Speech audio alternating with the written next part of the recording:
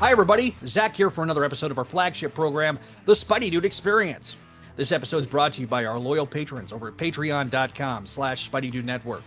Pledge today and get both early access to content on the main channel, as well as entirely exclusive content like brand new shows and commentaries for old Spidey stuff, including commentaries for the MTV series, for example, as well as the video editions for Voices from the Eyrie Gargoyles Podcast. And our Patreon first show focused on the Krakoan era of X-Men. We also want to encourage you to check out our other programs that are all available on Audio Edition. These are all over on Spideydude.com, and they're available on your favorite podcasting app. Shows like Clone Saga Chronicles, the show that started this entire network, Spectacular Radio, Spectacular Sal Buscema era podcast, Amazing Spider-Man Classics, the Slot Symposium, and the sister program on this channel, Make Mine Mayday. As always, be sure to hit the like button. It really does help us big time in the algorithm. And additionally, if you have topics you'd like to cover on a live show or in a recorded medium, make sure to leave a comment down below the description or shoot us an email at SpideyDudeRadioNetwork@gmail.com. Finally, make sure to join our community. Be alerted to all new updates by hitting that subscribe button and clicking on the bell. But to be clear, your viewership is more than enough for us.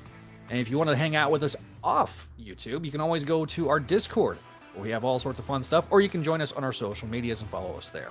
All the links are down in the description below. As always, we want to be making some references to visual aids and or live comments. If you're an audio listener, pay that no mind, but leave that 5-star review for us. Any and all feedback we will read on future episodes. Thank you, and without further ado, let's get rolling with this episode of the Spideydude Experience.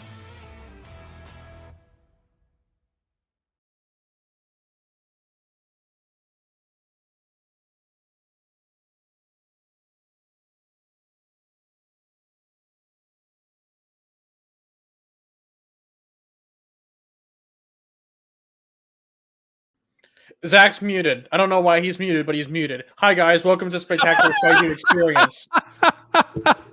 It's me, Neil. And he's Zach. And apparently, Zach doesn't know that he's muted. Anyways, hi. Here's Adam. And here's Ashley. Hi. Man, I was in the middle of a whole intro and not realizing that I had hit the red button, and the red button means that I am muted. So hi everybody. Check your screen. Wouldn't be a Spideydude episode without some major technical fuck up 10 seconds in. Yep. Well, something with the intro. Is that a major? Is that a major? I don't know why the graphic says episode 20, but because it's episode 20 of the season, isn't it? Oh yeah. Yeah, I think so. I forgot how to read. Damn it, Neil. So yeah, welcome to this episode. We gotta just ditch the episode numbers, guys. I'm telling you. $1 million idea. Okay. Listen, Adam. They're kind of a mess. Well, he's not wrong. We're almost at 100, so after that, we can just play it by ear and then be like, oh, we've done like 5 million episodes later. well, it's gonna be like, who plays it anyway? The here's numbers every new creative team will just make a new season and say it's a relaunch and put a new number 1 on it, like Marvel That's does. all we really need to do. Yeah, season premiere and season finale. Yeah, I'm just gonna write it from there. Okay. Well, we know what season 5 is going to be thanks to the press release today. Yeah. Okay. Hi, Carrick. Welcome. Welcome. And Marcy. Hi. Hello, Marcy. So Carrick is a new subscriber. So, what's up? Let me pull up the press release because it's somewhere in my Discord feed. Yeah, it's going to be up on Spideydude probably after the show, but that's great. I need it now though. Well, I can pull up. I've got them. Let me get my mail open. Hang on. Zach, you got to post these things on the site. They're sending. I know. Today was a day, man. I'm gonna rebuild the website and then I'm gonna start posting things that he doesn't even know. You have access to the website, sir. I know. So, all right. So we got the 8th. Hang on. Download the image. Throw this up on the screen. So there is a new sort of creative team that's been announced. Okay, so basically new. In a situation that is beyond asking that, it is buying itself time for a real run to start. Joe Kelly and Justina It's Morbin Time Ireland, a team up with artists Ed McGuinness and Gleb Melnikov, bring us the 8 Deaths of Spider-Man, which is a 10-issue arc for Amazing Spider-Man coming this fall. And I wouldn't be surprised if this was like a mini, and because what gives it away is they say a 10-issue thing, and that's their new mandate, is that everything gets a minimum of 10 issues. Yeah, my theory on this is that up until ASM 1000, they're gonna do a bunch of rotating like mini epics. Yeah. We'll see. So the 8 Deaths of Spider-Man, from the press release, it says following Zeb Wells' landmark run. Sorry, shouldn't have laughed. Writer Joe Kelly and Justina Ireland, alongside artists Ed McGuinness and Gleb Melnikov, bring you a new Spidey epic titled The 8 Deaths of Spider-Man. Stay tuned in the coming weeks for more information on this 10-issue arc launching this fall. And to discover what comes next for John Romita Jr. and Amazing Spider-Man, keep reading True Believer, all caps. So, sure, okay. That means to me, Romita's staying aboard after this 10 issues. So he's probably working with whoever the new full-time writer is. Well, okay, I just want to point out that McGuinness and Melnikov are not the only artists on this series. So there's a decent chance that it's just like every issue has a new artist. Which if they're speedrunning towards ASM 1000, that doesn't necessarily break my sense of disbelief. Andrew Q asks who it's Insomniac Spider-Man. You're gonna make me try and defend the Suicide Squad game? Nah, man, that ain't happening. I haven't played it, so I can't say. I haven't played it either. It looks like crap, and I'm not gonna touch it. Yeah, I mean, look, I get it, Marcy. Calling them a creative team is a stretch, but it's something that I like. If somebody wants to come in, I think it's a good jumping on point. Maybe we'll see what happens. So here's the thing. We knew about this about a couple weeks ago, I think. We knew that a week ago. because in the promo release for Moon Knight Fist of Khonshu number 0, which is officially out today. Yes. Mm-hmm. There is a little circle in the corner that says plus ASM from Joe Kelly.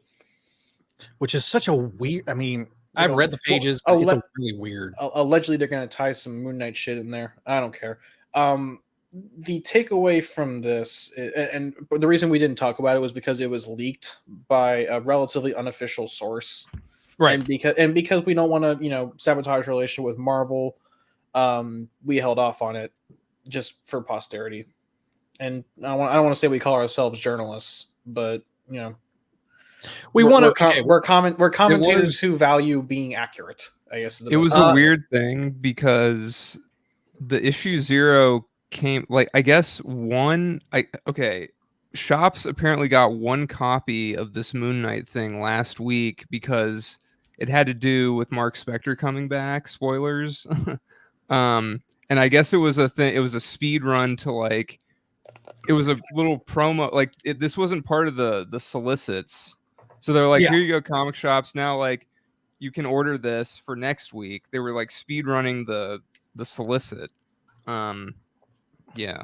Anyway, so now it's officially out. I guess the stuff's out there, and they announced that Joe Kelly and co are taking over after Wells leaves. So here we are. And for reference, the reason I call Justina Ireland It's Morbin Time is because she is writing, I believe, the ASM Blood Hunt miniseries, which has officially canonized It's Morbin Time into the Amazing Spider-Man lexicon. In with such phrases as "with great power comes great responsibility," and you've killed the love of my life, Goblin, tonight you die. We now have It's Morbin Time.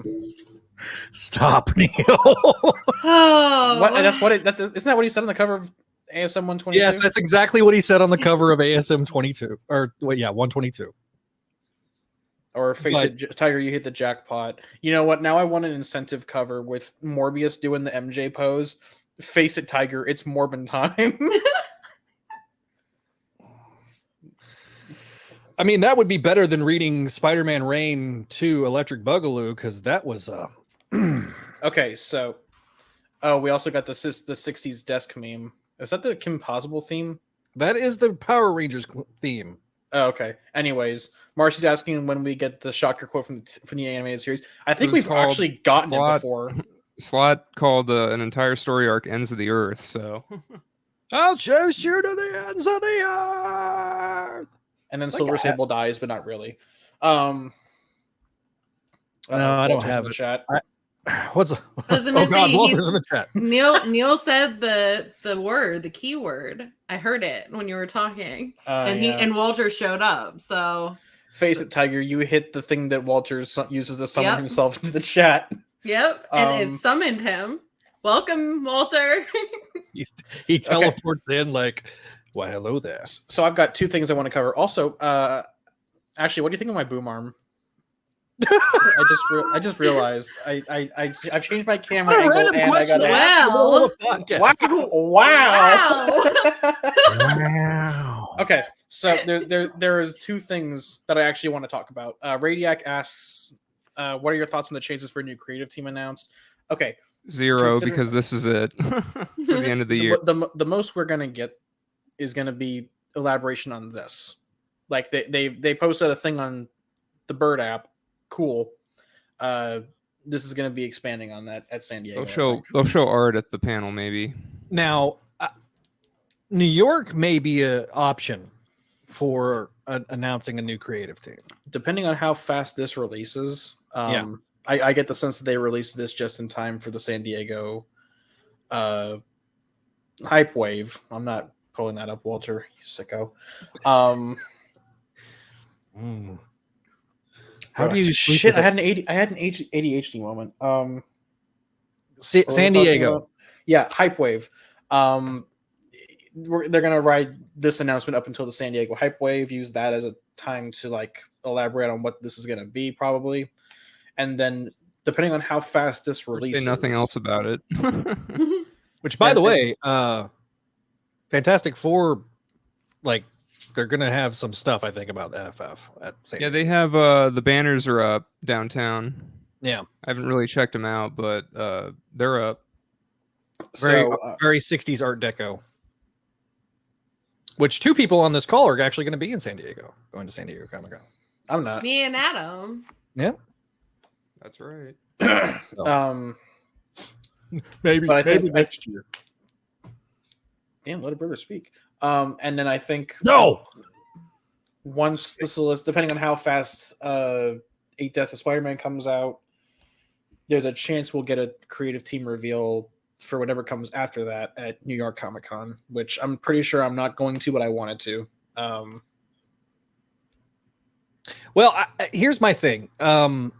If it's November, that's historically when they've been doing these event comics anyway. So November, December, January, February, March. So April, just in time for Free Comic Book Day. You know, that's probably when we'll get a tease or something like that of the next creative team. Okay. And Eskiner brings this topic up. So Spider-Man Reign 2 came out today. We're not going to talk about the book itself. All you need to know is that if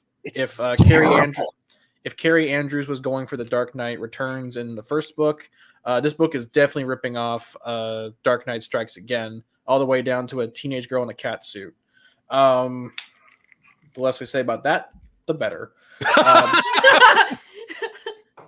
But the big thing that kind of blew up on the Bird app discourse was the accusation that artificial intelligence images were used in the backgrounds of a scene where Peter goes down into a place. I'm not going to spoil it, but it at a very cursory first glance, it does look like artificial intelligence was used as a background for the actual artwork. Yeah, so the line art of what's actually going on is obviously drawn by Carrie Andrews, but then the back looks really artificial intelligence-ish. But it turns out, because we have commentary from colorist Brian Reber, it wasn't artificially generated. It was just sloppily edited.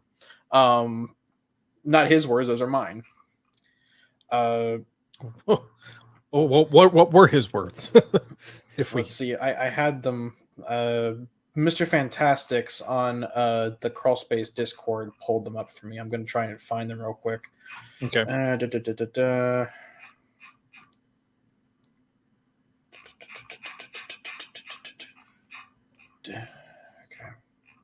Sorry, I'm scrolling. So Brian Reber, on who is the colorist for the book, said, "I am not one for statements, but Kiri and I have been accused of using AI. I have worked as hard as I can ever since I could hold a crayon to become a better artist." Becoming a better artist, I guess. I could hold a crayon to becoming a better artist. That's great. Well, if he didn't artificially generate the backgrounds, he artificially generated that statement. Art is a part of my tool, or part of my goals, my passion, and my dreams. I've worked too hard to hand those over to an app. Just going to add that we've used mixed media photo bashing to build up backgrounds to get a realistic look to the environments. We've done this in all of our collaborations going back to Erratic 1 from AWA Studios. Okay, so if I'm taking him at his word, and I don't have any reason to not take him at give him the benefit of the doubt. Even if it's not AI generated, it still looks awful. Like it's very obviously like not in the same style. I mean, that happens. Just saying. Right, and I'm not going to bad act art like this, in comic books. I'm not going to act like this is a novel controversy. When you have someone like Greg Land, who is still making money decades after people caught on to what he does to make his art come in on time, using the exact same poses.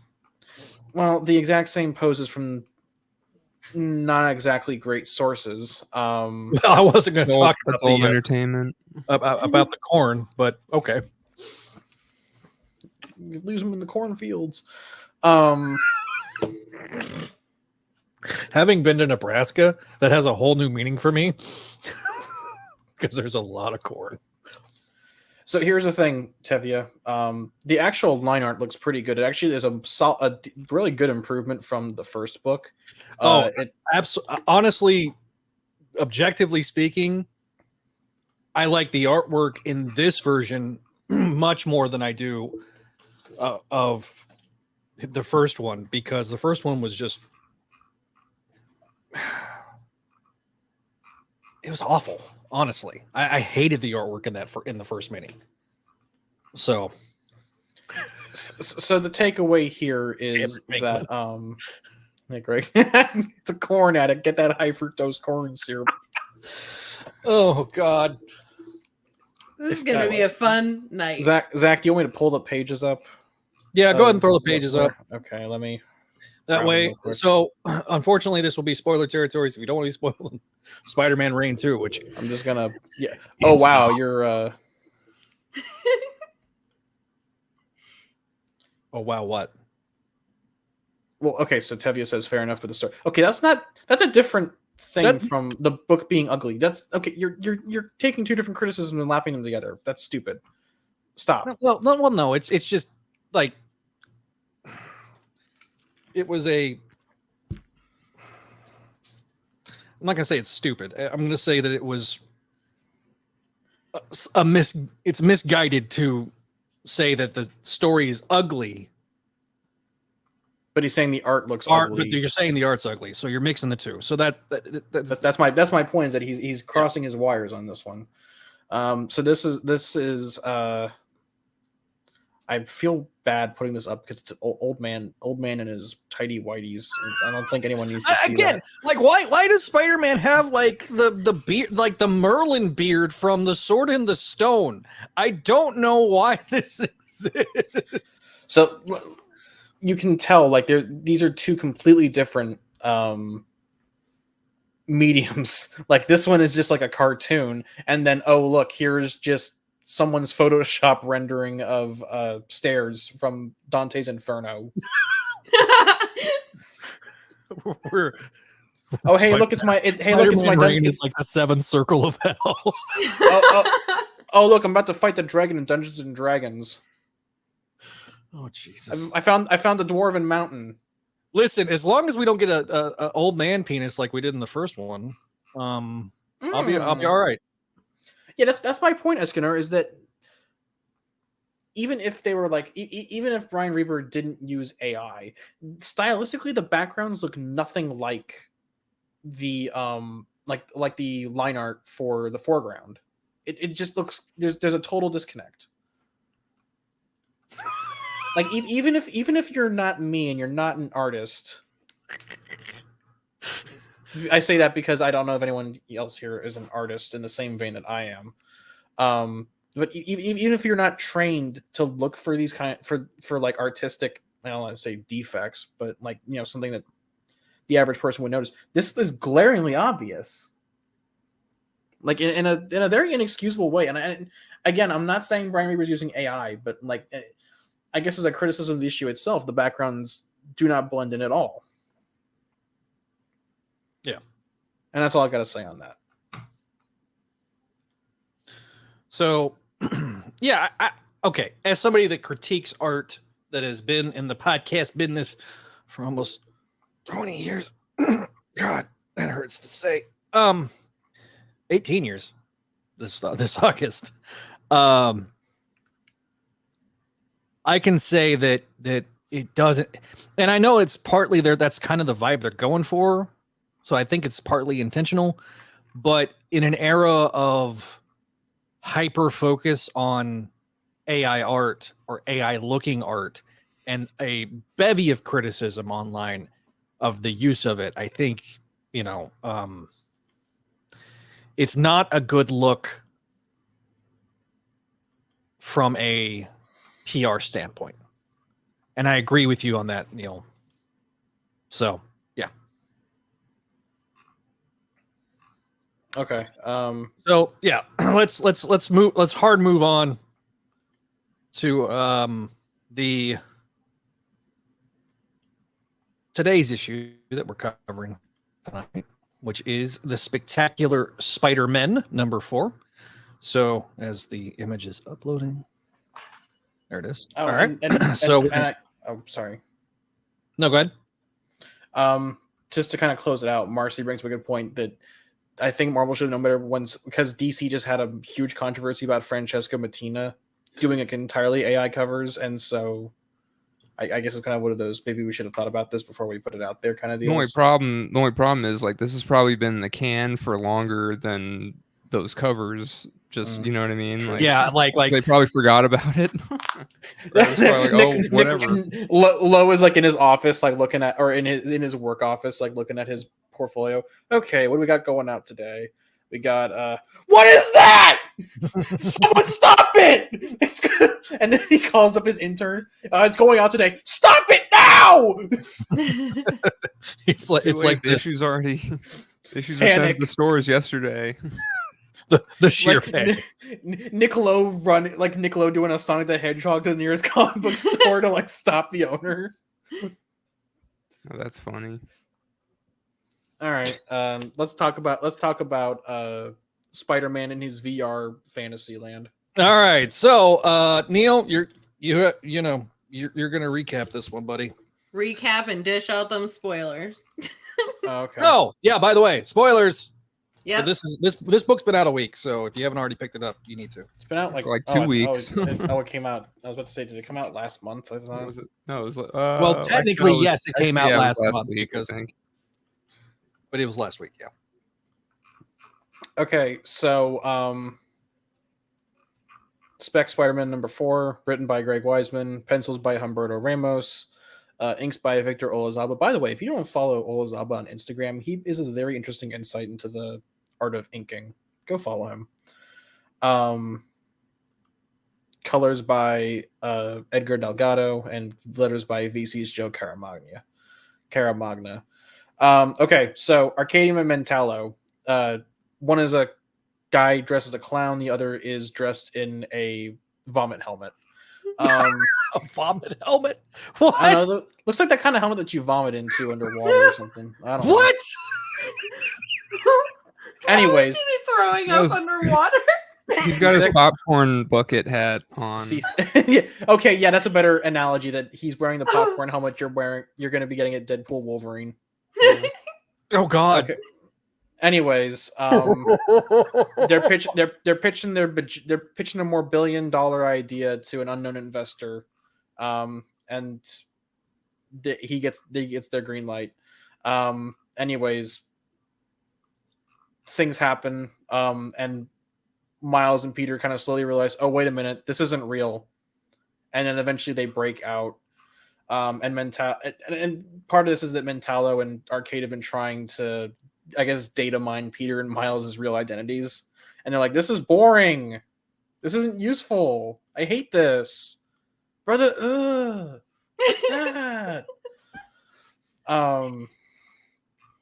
Anyway, Shift blows a hole through Kamala's chest. God, I love Shift. Hang on. Time out. I have to interrupt this recap because you like literally just skip over the whole Shashan. Yeah, but I can't riff on that scene. Okay, all right. There was basically the supporting characters are like, where are Miles and Peter? They're supposed to be regulars at the Coffee Bean. They're not here. It's Wednesday. Isn't that Where weird? are they? Yeah, all the regulars, Kenneth, Rochelle, Cedric, Miles, and Peter are all unaccounted for. Moving on. And Professor Warren and Shashan, I guess, are going to solve the plot somehow. Yeah.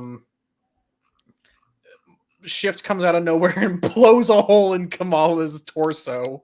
And Miles goes, wait a minute, I have a real girlfriend. Her name is Starling. It's not real.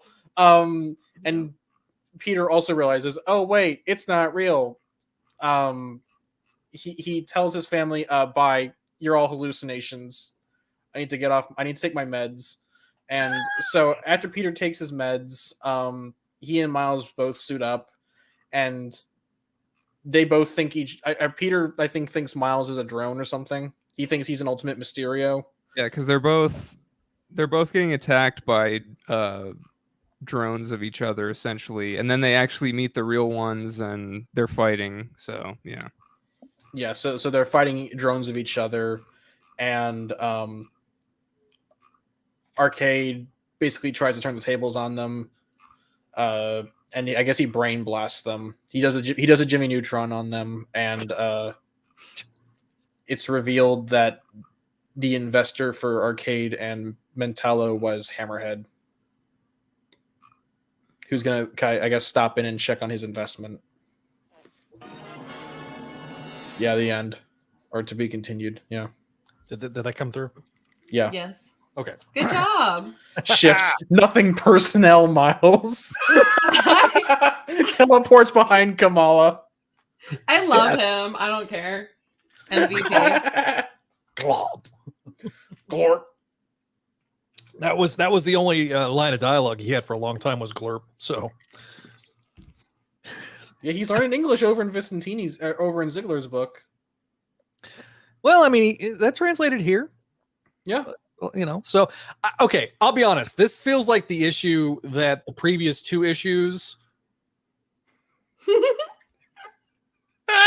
Good assessment, Walter. I feel like for me, this issue like helps the previous two issues make a lot more sense. Like we're now starting to get a lot more answers here. I liked it better than it wraps 3. up. I liked it better than all of them. So so let's the pacing was a lot better in this one than Agreed. 3. Yeah. So what's your Adam, what's your grade? Maybe A-. A-. All right. Adam's grade is an A-. Neil, your grade? I'm giving it a B+. B+. Ashley, your grade? I didn't think I was going to give this anything other than like a C rating, to be honest. But I'm thinking, I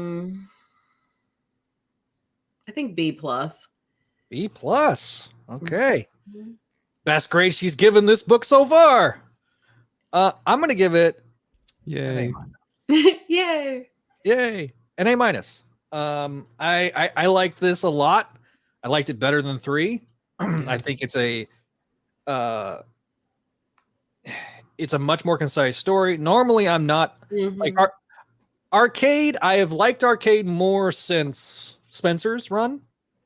So it was kind of nice to see him back. Well, it's one of those things where like they just kind of ignore the fact that he murdered like a dozen children inside of a murder world. So that hasn't been relevant for years. I know that. It hasn't been relevant in the narrative, but everyone else is just like, oh, well, hey, look, it's the kid killer. He killed 4chan's favorite character, Metal. You leave 4chan out of this.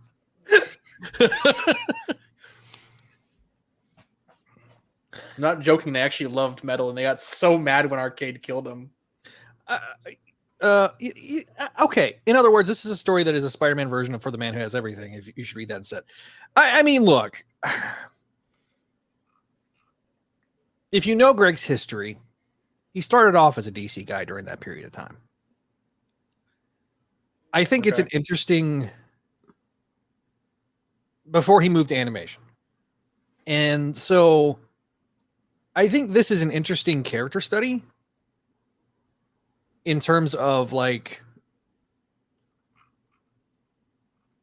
we've seen other versions of this before in Spidey's world, right?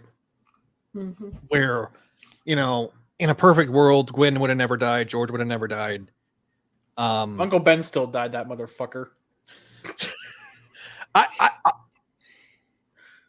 I was gonna say, don't. He's about to rebuttal me, and then he freezes. I win. Damn. I was gonna say, don't fucking jinx it. Don't jinx it. Freeze. Probably got him alive. Holy shit! Everyone's so mad in chat about Gwen. Peter's so depressed he just thinks Gwen's alive again. I love the face that froze on first. Zach's about to go, listen here, you little shit. Yeah, the finger went up too.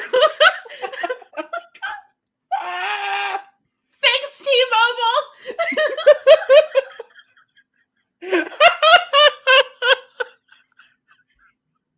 I can't breathe.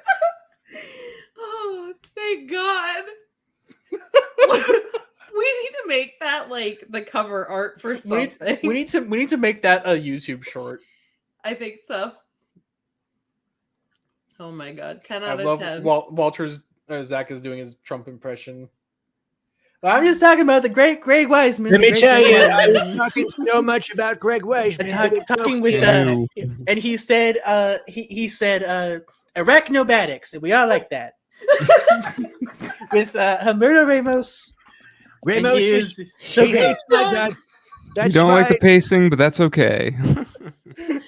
Oh my God! All right. Done with you, asshole. And he really said, "Let's bring back Lacey Chabert. Bring back Lacey Chabert.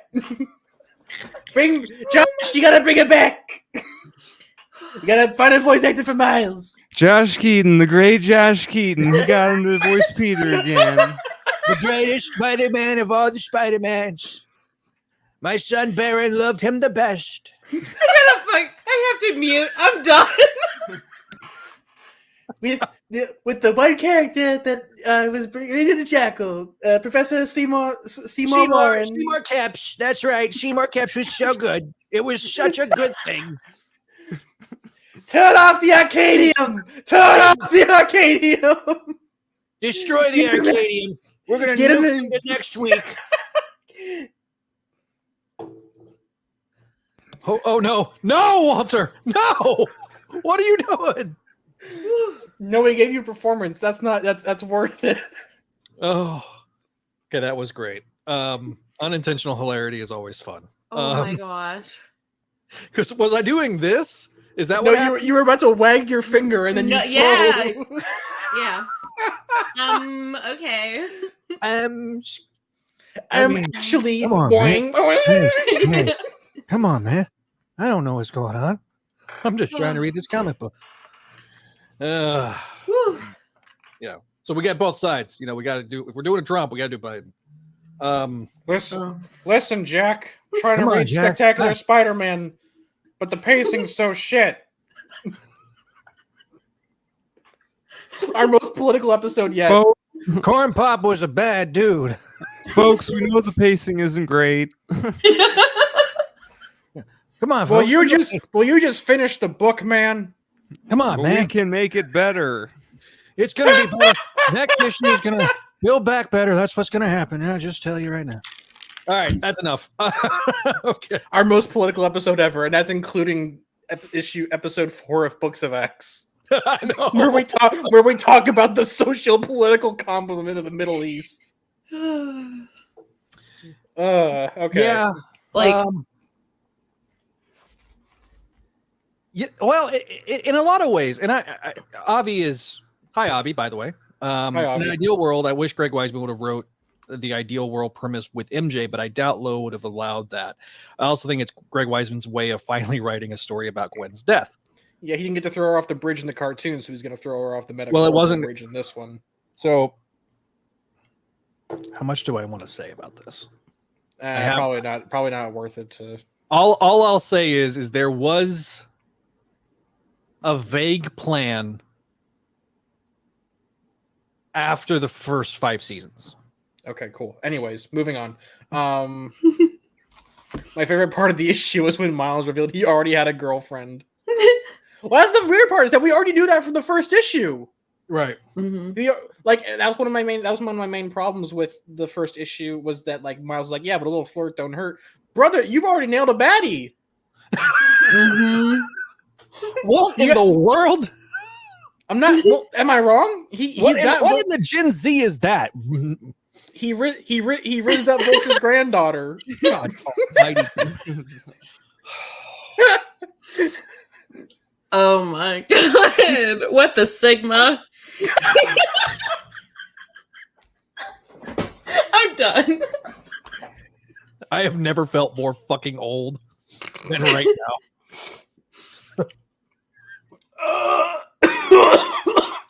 Okay. Oh yeah. Greg Greg's boss did spoil on Twitter. I forgot. Okay, so I didn't want to. I just didn't want to. I did like actually that Peter figured it out in a way that, like, because Miles needed help to figure it out. He needed his pile of goo brother to punch a hole through his girlfriend. So I appreciated that. I appreciated that Peter actually figured it out, that it was, too good to be true. It wasn't real. Which kind of helps me. That's one thing. I love that point you just made, Adam, because one of the things that I think was somewhat of a criticism of the first couple of issues is that Peter's kind of this man-child. Mm-hmm. He's the goober, and Miles is the straight man. And here we see Peter's intelligence come through, because, like, that hasn't always happened over the last few years with a certain editor being in charge. That's all I'm just going to say. Surprisingly, our slang is not the worst, but yes, Miles did rizz up Starling. And for those of you who do not know, Starling is Vulture's granddaughter, who also flies. I would hope. Otherwise, she doesn't have to fly, but she does. Yeah. Well, I mean, you are 95, Walter. So what the fuck? Are you serious? No, he's not. Oh, okay. He's in his 50s. So. When the hell did you put a hat on, Neil? I just realized. During the Biden impression. I even noticed. She just broke Ashley randomly with the hat. She forgot how reality works. If anybody needs a hat right now, it's me, because I've got my Chrome Dome going on right now. But yes, I know the 90s Clone Saga happened 30 years ago. Thank you, Vinkman. That means I've been collecting for 30 years. Okay, so Eskinder counterpoints and says, I wouldn't call this him being smart. This is him not forgetting he's not dating MJ. Yo, he should just come here whenever he sees Paul. He sees Paul, he just comes back here and just plugs in. He's done. Yeah.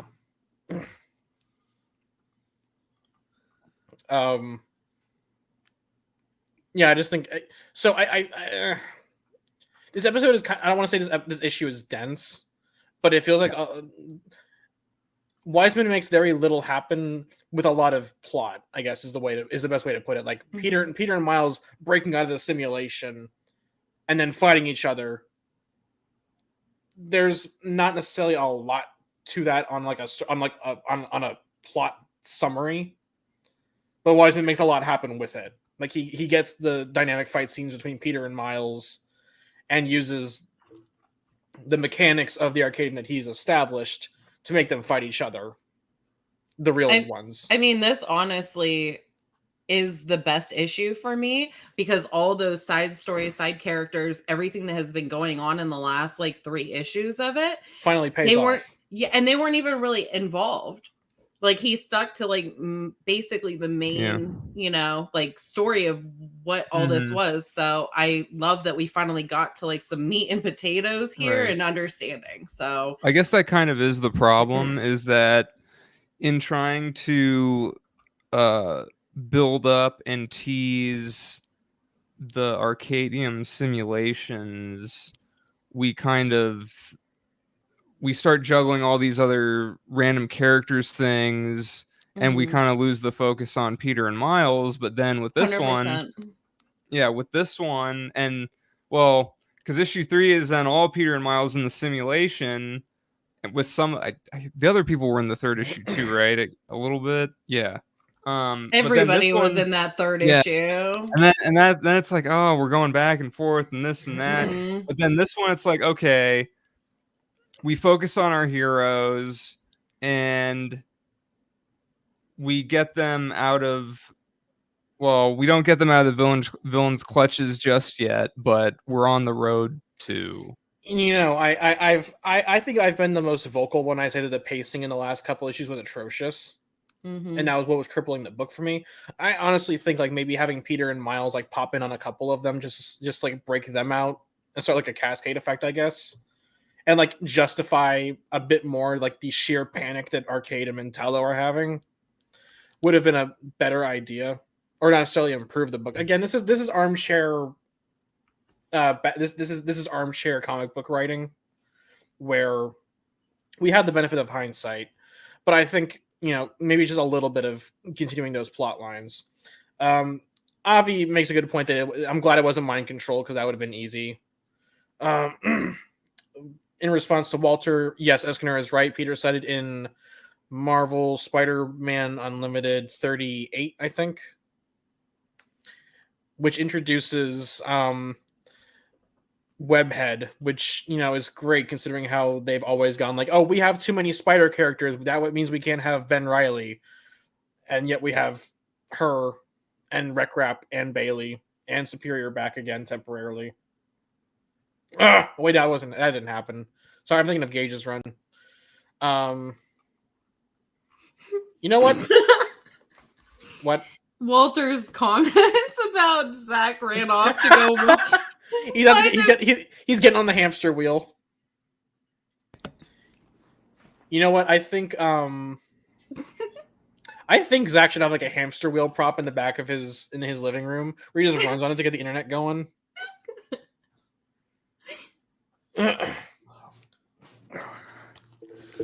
Hey Zach, how was the hamster wheel? I was doing a little cranking. That's what I was doing. I'm not. Like cranking, some like phrasing right there. Like cranking it up. It was a double entendre. Yeah, I'm not cranking it up like a Model T. I'm not humoring that response. What is this, a runabout? Is this a runabout? Are you the guy from the PU skit from like Hanna-Barbera? No, that was Warner Brothers. I don't know. Was it Dan Dastardly or something? Like, a runabout. I'll steal it. You'll never know. The big wheel. Yeah, we already covered Death of Spider-Man. Go watch earlier in the stream. I'm not okay, Venkman. I'm not putting that up. What do you say? Do I need I'm gonna read it. Yeah, go read it. Nope, muting.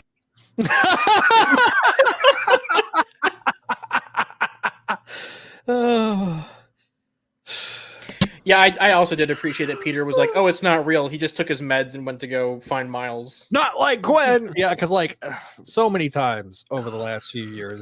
Gwen! Like he does the Sandman Peter bit. Gwen!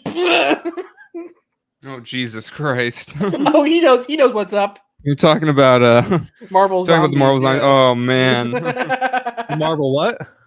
The Marvel Marvel Zombies bit where Zombies thing. Sandman blows up Spider-Man from the inside. Oh yeah. God. Yeah, that was That was fun. And they wonder why Kirkman's never done hardly any work for Marvel since. Well, Was because that he's Kirkman? got I don't remember. because he's making big dollars over at Skybound. He's Well, yeah, he making doesn't- billions and billions of dollars. Glenn.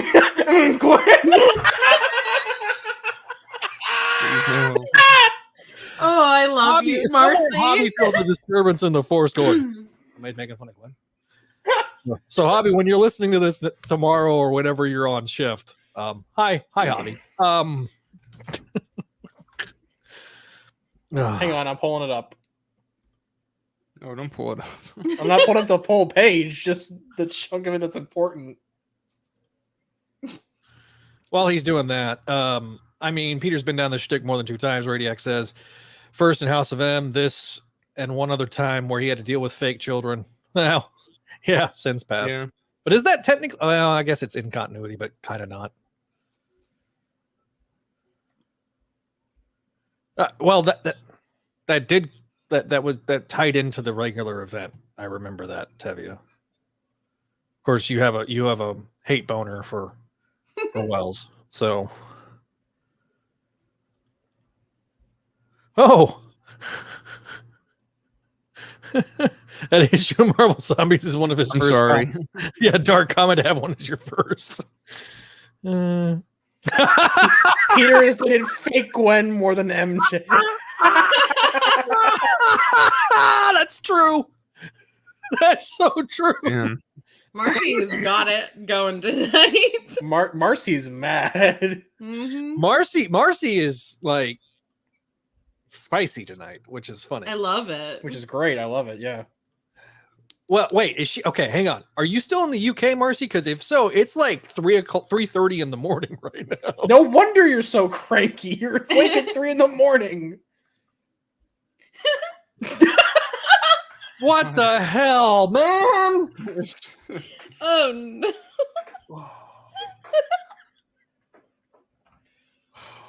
I'm done. I'm like done. I hope this doesn't awaken something in me. This episode, the writer's barely disguised fetish. Oh no. God almighty. No, Carrick. No, I'm telling you, I'm really dating Gwen. She's not imaginary Aunt May. 10 out of 10. This is the best spec Spider-Man that we've done. Greg, I see we found some Joe Quesada art.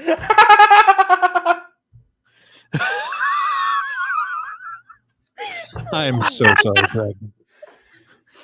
Which one? Both of them right now. Bishansky would be like dying of laughter. You know, I was texting this one girl I've been seeing, and she said, "Let's go on an adventure." And I said, "Where?" And she was like, "I don't know. Maybe Narnia." Narnia sounds great. Maybe some cleansing, wholesome moments to get away from this shit. Yo, Peter's hallucinating after Ben gave him the Baja Blast. Ashley has no idea what that even means. No, because you guys have been posting it in the chat literally like. Okay, so Ben Reilly has Baja Blast powers, and in the latest issue of Amazing Spider-Man, Peter is now the Spider Goblin, aka the Spider Who Gobbles, and in order to cure him of the Green Goblin's mind control, Ben fills him with his Baja Blast. That's not a euphemism. The goo kind of like Yeah, he fills him. He fills him with his. Yeah. Yeah, Miles can rizz up so many people that he casually forgot his game. Miles is the anti-Peter Parker. Peter Parker had no idea he had charisma during the 60s. Miles Something about the exaggerated swagger of a. Nope. Miles the Rizzler Morales. Yes, Walter, that was the whole entire point.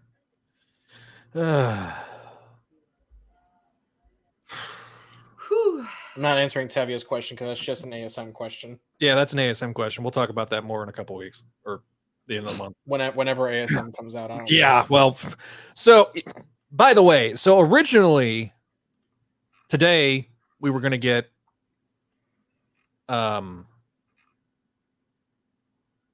Ultimate, but then it got delayed to the end of the month.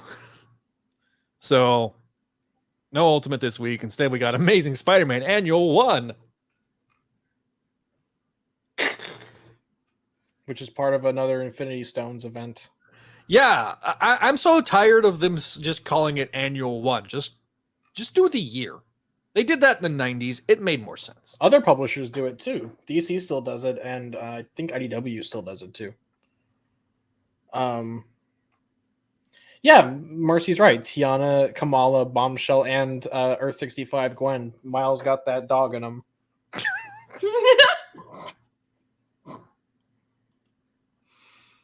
I don't know. Okay, here's a dumb question. How do you do, fellow kids?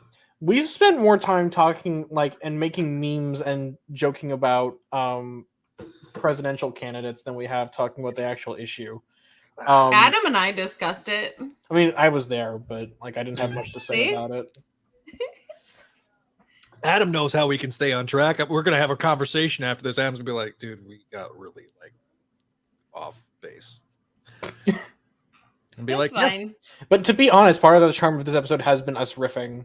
Mm-hmm. That's true. It's been fun. Okay. So why Ultimate was delayed? I think it was just because there was only 2 weeks between issues, and I think that I think it seemed a little too good to be true. Yeah, honestly. So, I mean, I was down for it.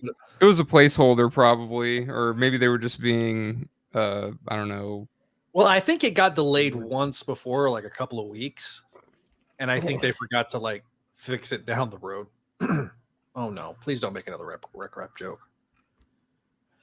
I think I need to just exit out of the live chat because some of the things that have been getting posted on there, I've been just randomly laughing. So I did want to point out that I think that Arcade going oh, I can't figure out who Peter is stupid because wasn't Peter literally a billionaire a year ago in universe?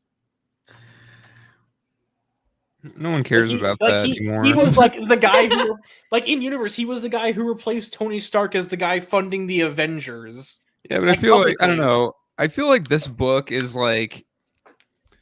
it's not that it's in its own canon, but it's just not tied to.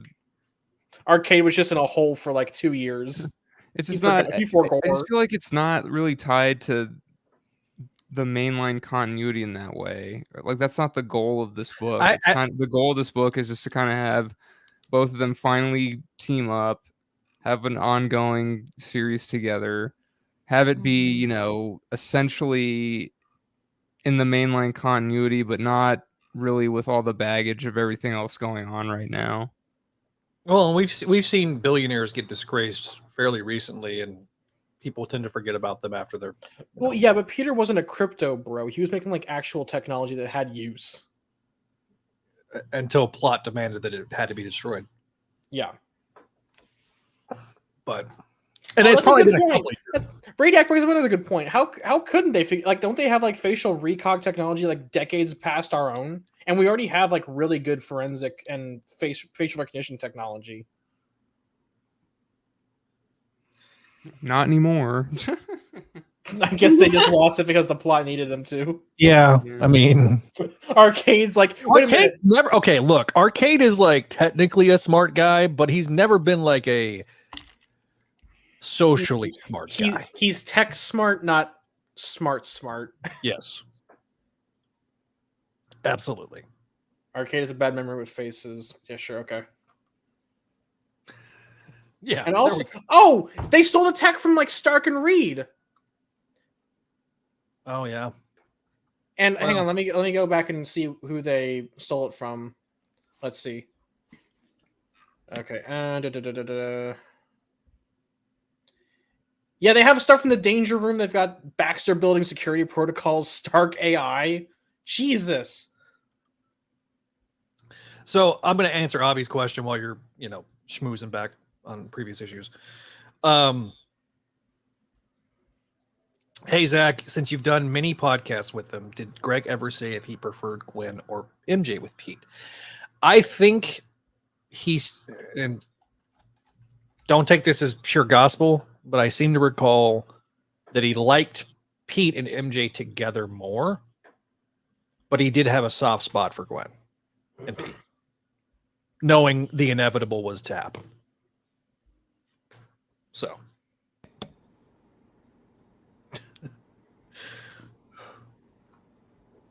Okay, yeah, to me, like, now that I've actually thought about it, like, the amount of ass pulling that had to go into making Arcade not able to figure out Peter and Miles' identities is kind of rubbing me the wrong way now. Retroactively, you're going to give it a no, I'm not going to change my grade because I like to think I'm principled like that, but... Well, we can talk about it in the 5th issue. So, to be able to mess with superheroes' minds, that's the goal of Arcade in the book. Okay. So, I am kind of glad the supporting cast is being a bit more, I don't want to say proactive now, but like they're actually saying, oh, like, hey, no one's here. Yeah, where is everybody? Yeah, I like Shashan getting her moment to shine, which, knowing Greg, was intentional. It'd be Shashan. Ashley Shashan's a character from like the 70s that Greg I know. has. We've discussed this. Like, I couldn't I don't remember. know. Was this maybe 2 podcasts ago? Oh yeah. Okay, I think we may have talked about that in episode 1. Never mind. Mm-hmm. Well, as you are correct that the Mephisto deal just gives people stupid pills directly to their brains, but cheers.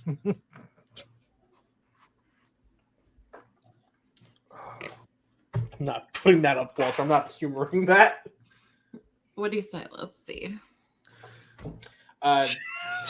So Tevya, we've answered this question ad infinitum, and I don't think our answer is going to change. Yes, Anime should have died. I don't think we can change that. Yes. Oh yeah, her canon fate is moving to Florida. Fate worse than a bad neck. Yeah, Marcy. Okay, Marcy's chat MVP for the night. She is. Yeah. Pepperidge Farm remembers that Radiac. That Shashan was part of a cult. Sister's son. Wacky time. That's a cult-looking basement down there. Wonder what's in it. Kind of stumbles into the Arcadium. So it's all moot now since the show only got 2 of 5 of what it was intended. Oh, he's talking to Radiac. Anyway. What was the last thing? She showed up in Spider-Boy, and they were watching the Fast and Furious. Yeah, I think that is, like, she hasn't showed up in ASM in a while. She showed up at Randy's wedding in ASM 31, I think. Yeah, that's it. That was the build up to Gang War. That's been almost 6 months. Oh wait, a year? I forgot how long time is. 8 months. Yeah. So, the last good thing May did was when she died. True. I mean, well, okay. no, that's not true. The last good thing May did is when she found out Peter was freaking Spider-Man. That's more of a retroactive death thing. No. I'm talking about the second time, not the first time. First time was that's what I'm saying. Is it's retroactive after her death. Yeah. So yeah. So anyway, like I say, I mean, we're almost to the hour point. So if anybody got any super chats, I do want to talk about the art a little bit because I know we haven't really talked about it that much. Yeah, go ahead and talk about the art. I think Ramos does an okay job. I still think I've got when Weisman and Vasquez did the $8 ad that is Web of Spider-Man together. I thought to myself, these guys should be the second arc. Mm-hmm. And I'm a little miffed now that we're not getting that. It's just Ramos up to issue 8, up to issue 7, I think. Maybe issue 8. And by the way, I'm not looking forward to that new OC villain. It looks like it's just a bunch of villains cobbled together. Looks like a Bionicle. That's in the issue 7. Yeah, I think Javi and I are both a little not excited. Hey, look, for that. Black Cat shows up in a couple issues, so Drawn the Ramos way. Ashley be excited about that. I do love her, but Honker's flopping on the ground. She doesn't know if she loves her enough to go past this first arc. Avi says it's not speculatively per se, but he's curious to see Weisman and Jurgen's second issue of the symbiote miniseries that JMS and DeMatteis are working on too. And he'd say, we might cover that. So let me give kind of a state of the tentative schedule, so to speak. So next week we're going to have Slot Symposium. Is when that's going to be released. Is my plan. The following week will be the week of the 17th. We'll do Spectacular Spider-Man number 6, so a couple issues or a couple weeks till this next issue, and then the 31st we have 3 issues coming out. We've got Ultimate, ASM, and Shadow of the Green Goblin 4. So I think we're going to do ASM that week. So that way we have an ASM episode for July. The following week we'll probably do Ultimate and then, Shadow of the Green Goblin maybe the following week. So we want to get Shadow of the Green Goblin done.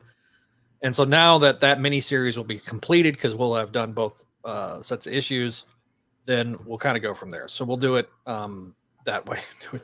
I'm not going to do is no, Walter. We've already had enough political discussion.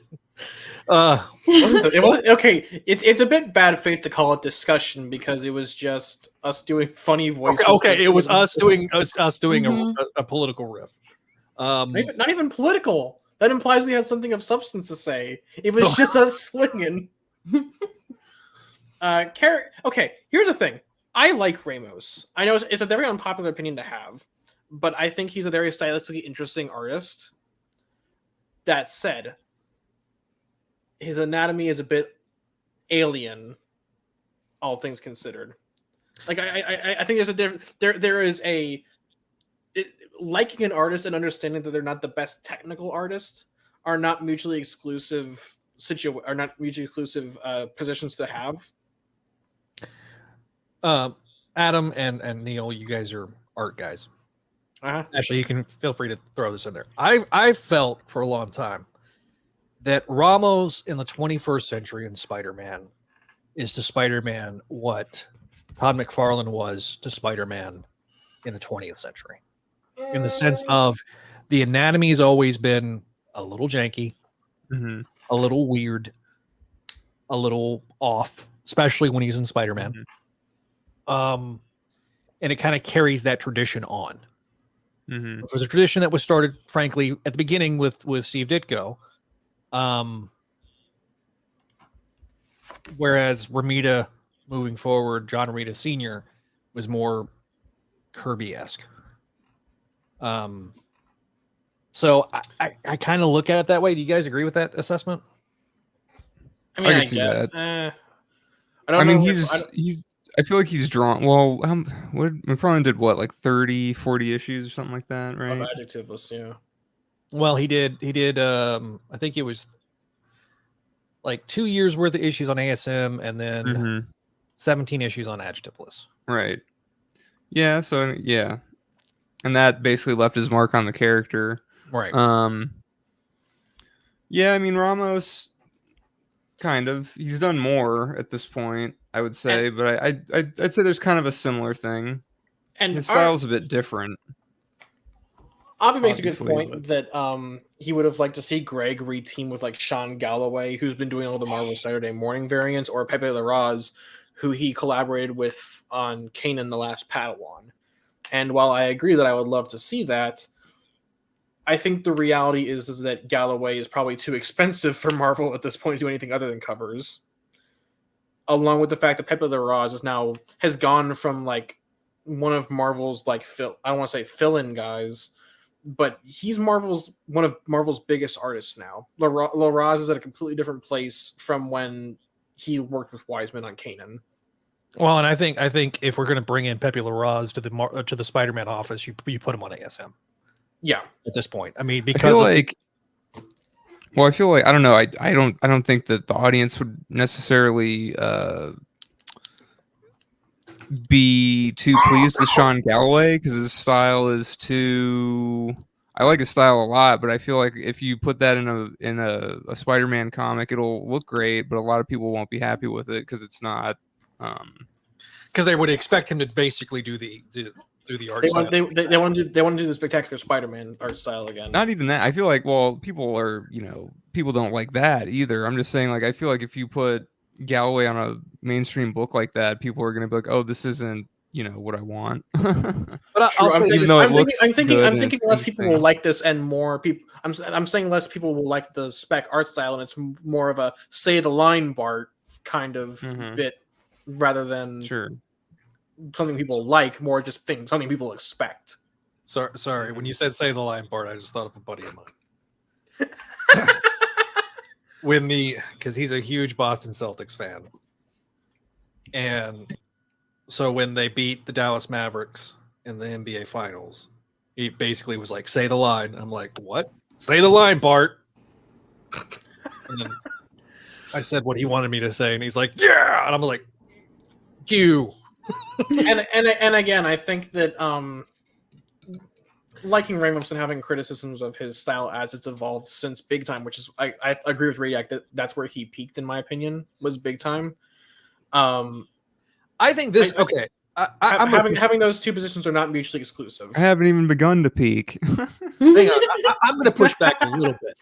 I think Big Time was a high point for him. I think when he was with Spencer, it was a high point with him because he wasn't having to do deadline Ramos. And I think this is amongst the best that he's done. Overall, like I have had very few. I've had quibbles about the art, but I haven't had the problems that I had with the art the way he did when he was working with Slott, because he was basically waiting for Slott to get his pages in. Or, hey, we're gonna do a 6-issue event in the summer, and we need you to be at Artist Alley doing pages instead of making money off commissions. And I think Ramos has evolved substantially since his days on Slott's run. I think his main issue is the faces still. They're still off-putting. They're still alien. They're not. It's like that. It's why Strange Academy works so well. He was drawing people that weren't human. He was drawing a flaming pump. He was drawing a mini Dormammu. But I'll say this: one of my favorite pages in the entire issue, though, to be honest, is the split. Is the split screen? Yeah, I love that. It's the mouths for me. They're too tiny. Whatever. Okay. Yeah. They look proportionate. What? Shut up, Neil. You're the Wesley Crusher of this podcast. Shut up, Nestle. Big Time. So much larger than life. Sorry. Okay, you're in for a treat, because this is not Deadline Ramos. This is Ramos when he gets a month to draw per issue. It's funny that you say that the mouths are too small there, because I feel like if you made the mouths bigger, you'd be like, oh, the mouths are too big or something. Like I feel like that. I can find something you have about. Because he's a pedantic nerd, and that's what we do. We're gonna fight. We're never happy. Every time I say pedantic nerd, the first person I think of is Mike Bailey. So, anyway. And Avi kind of, I guess, to kind of wrap this conversation around that he's glad that you like the issue, Ashley. But knowing Greg's work, I think all of us had the feeling that it would come together. Yeah. But it wasn't a matter of that. It was just too much. The journey to get there was a bit wonky. Right. I think when Weisman has the benefit of writing for 22 minutes and not 22 pages, his scripts get a bit more time to breathe. But with 22 pages, he's a lot more limited by how much dialogue he can put in or how much he can do. So the pacing is kind of all over the place in those two middle issues. Yeah. So we'll see when, because next issue I think is the final of the arc. So, and then issue 7 starts the issue 6. You mean because you forgot to count 6. Oh, yeah. I'm sorry. 5. This is 4, and 5 is next week. It's because I have the books. I had the books pulled up, and I was on issue 7. That's why. I do want to crowdsource the chat for opinions. What do you guys think of what's his face, Knave, the Bionicle looking guy, the one who looks like a mix between Kamatui from the Golden Mask and Optimus Primal from Beast Wars? Yeah, I mean, I don't know. So yeah, he's there. He exists. Oh shit! Oh, we lost Ash. So hang on. Okay.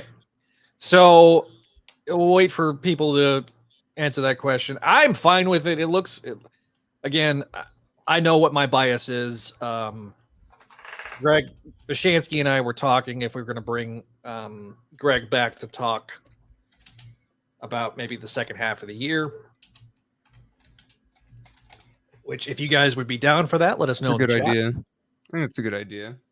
Wrap up on the run. Wrap up on the first arc and arc, and then teasing the next one. That's a good idea. Yeah. So. Oh, I was wrong on the name of. Okay, that's I was wrong on the Bionicle name. It's Tahu. Because I have friends who know Bionicle. I mean, he does look like a Bionicle, doesn't he? I'll pull up a cover so that people know what I'm talking about. Yeah. Hang on 1 sec. Okay, Tevia, real quick. You're asking the wrong questions in the wrong show. Where this is not an Ultimate episode. This is a Spec Spider-Man episode. I will answer his question about the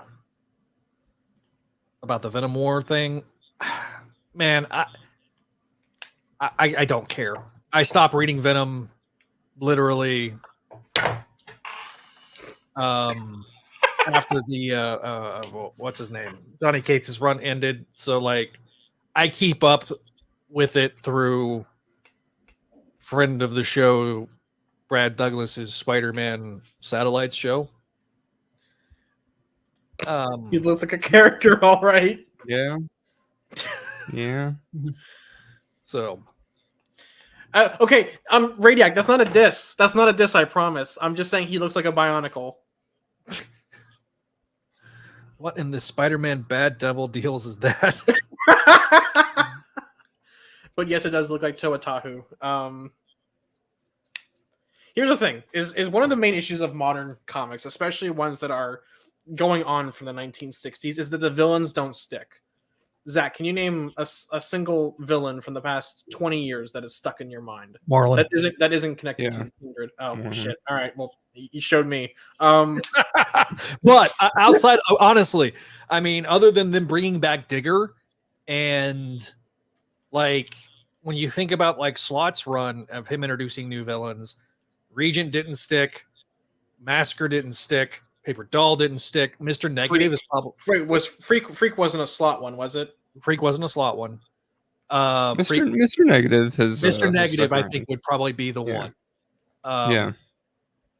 Since brand new day. He's benefited from being in a video game. He's been used, even like Spencer used him. Also Janice. Okay, I don't count Janice because she's a legacy character. That's like saying Francine is a new character because she's Electro. I kind of don't count that just because it's basically just Electro but girl or woman. She has been around for like 10 years though now, I think. Yeah, but like, can you say anything interesting about her that isn't just what? Not really. She's what? What? She's 10 years old. Time is holy shit. Zach like broke. You can see like his jaw clenches, his brain fried. Radiac points out royalties are one thing, and to make them stick around. But I also just think, like, Massacre is kind of the ultimate example for me of like, oh, look, it's a guy with a gun. How interesting. Mhm. Tarantino close up. and maybe Kill Bill theme plays.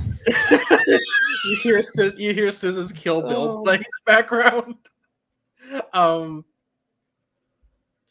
Let's see. My brain just shut down for like a solid second. I lost blood flow. Yeah, Francine was a villain groupie, but that didn't last much outside of the one issue where she got incinerated by Electro. Welcome back, Ash. Oh wait, is she there? Okay, there she is. I mean, okay, but Spider-Boy's not a villain. Like, come on. I mean, to Tevye he might be, but I mean, that's fair. No, I'll say that the heroes have a bit better track record because most of them are at least memorable. Like, even putting aside Silk's problematic origin, she's stood the test of time. She's got 3 miniseries plus her original ongoing. But like,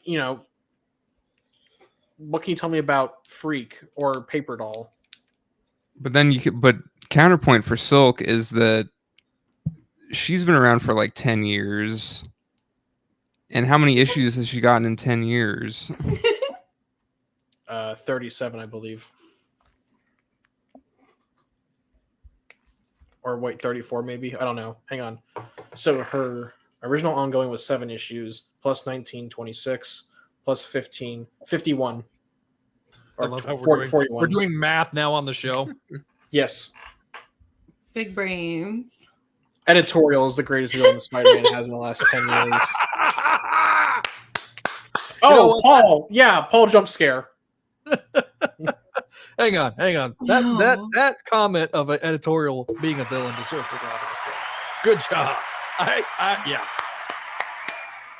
Sir. Shut up, Walter. And okay, Avi is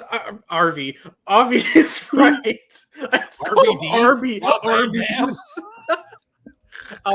That characters aren't letting supporting cast happen, and part of this is because Marvel is lazy, for one thing, and also because it's easier to cannibalize the supporting cast of previous heroes for parts, and just make them into a new hero.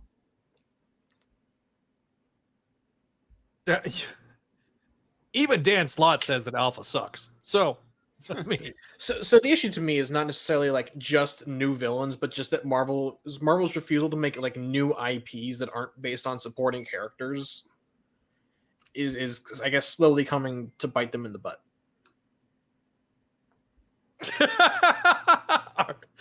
He was hungry.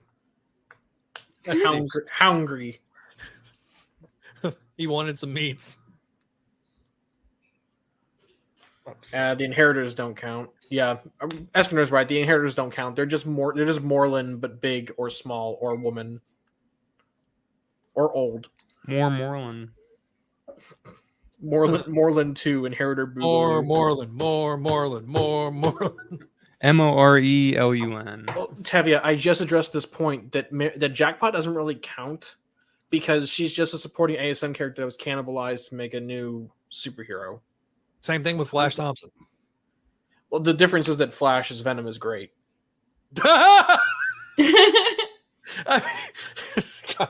Flash! Savior of the universe! I stole that from someone. I need to find the artist and credit them. Well, that would be Queen.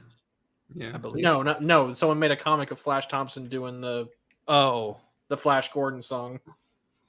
Oh my gosh. Okay. I was gonna say. Yeah, I miss him hanging with Pete. Peter's supporting cast. That's why I don't hate this book, is because it has a really good supporting cast. There's characters that aren't Peter and Miles who actually do things that aren't just get into fights. Yeah.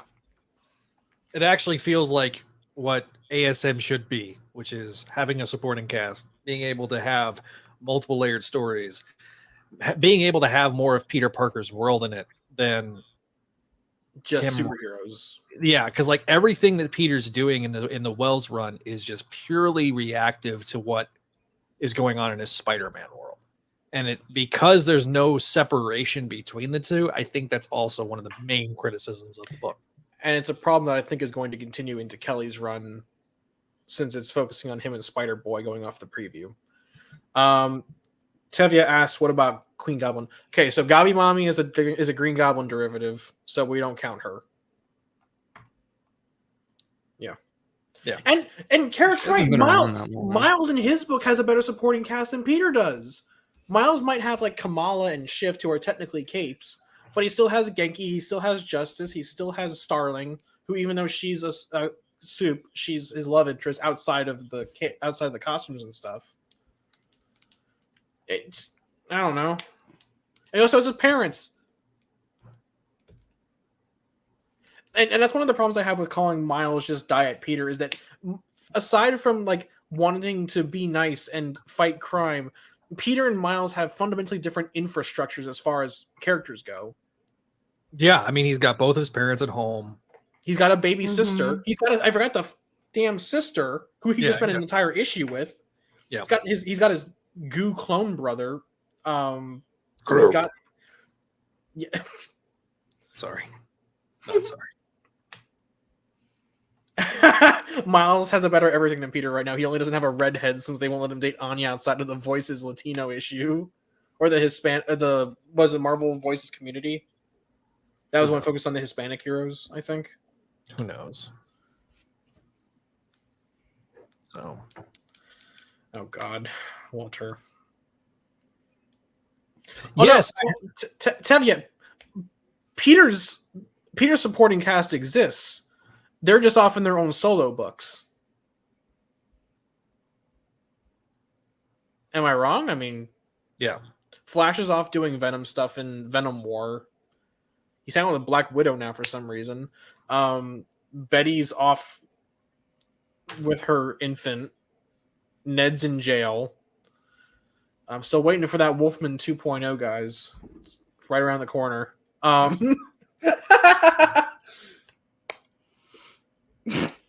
Jesus Christ, Zach, I'm not reading chat. This is I've been saying that literally the entire night, because every time I look at it, I'm making faces or, whatever I have. Yeah. But it provides people entertainment, though, Ash. Gets the people going. No, it doesn't. People want to listen. People will rewatch it because they'll be like, "Oh, I want to see what Ashley's faces are doing now." Oh no! Liz Allen got a symbiote. What? Liz Allen is the misery. Everybody wants to be my enemy from Arcane.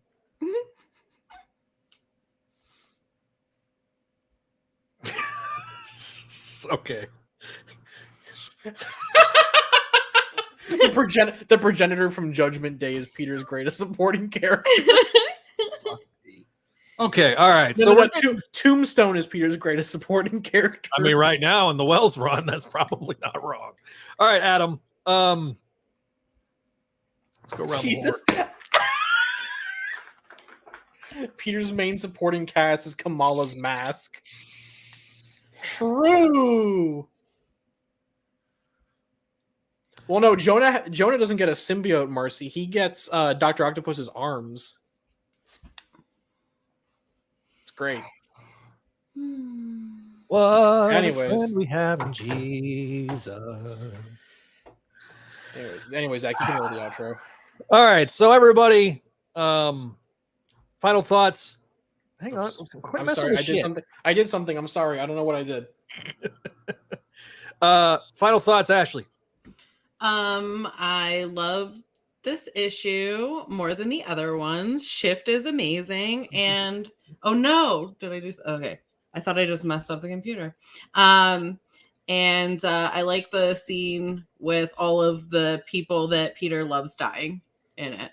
So that was funny. It was funny. So thought that was a great little add-in to this issue, and that's all I have to say. Adam, final thoughts? Yeah, it's a good issue. Good art. Yeah, I like the reveals and everything, I guess. Like I said, I liked Peter figuring it out. Mhm. Yeah, it was a nice change of pace from the last one. So Spider Boys. BOI.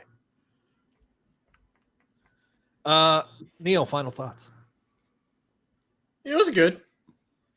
I need to have more to say. I like the dynamics. I like the supporting cast being used. I like the art. I don't know. It's a technically better issue. On a technical level, it's much better. Mm-hmm. Oh my God, you guys are killing me tonight in the chat. If you are an audio listener, you've got to go watch the YouTube because the chat is popping. You got to be in the chat. You got to be in the chat. You need to like, share, and subscribe to the channel if you have not already. And if you're watching this after the fact and you haven't done that, what are you waiting for? Like, this is the quality entertainment that we get. So you need to be yapping. You need to be yapping with us. Yeah, you got to be yapping with us a little bit. All right, so a couple of one big programming note. I'm going to talk about Voices from the Eyrie for a second. They're going to be doing a live show at Convergence.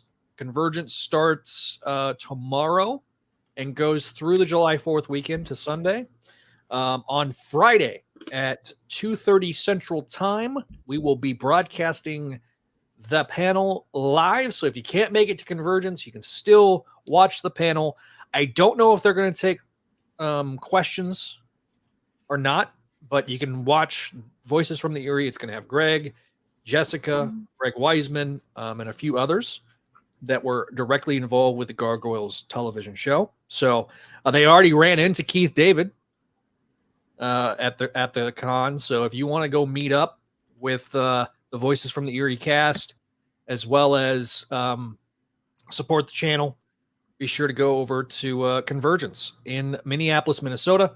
I will include the information after the episode ends in the description down below. If you want to check out our interview with Greg Weisman talking about this book, go find that.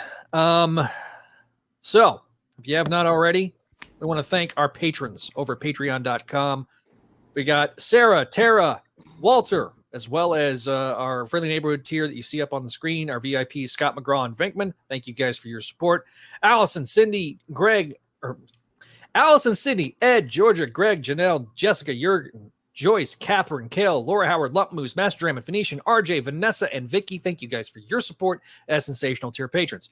And a reminder, if you want to see me paint my head green and red and yell that I love Jackpot, we need 50 Patreon subscribers. You can join for free at patreon.com/Spideydude Network, or $1 and up gets you the audio shout outs from the friendly neighborhood tier.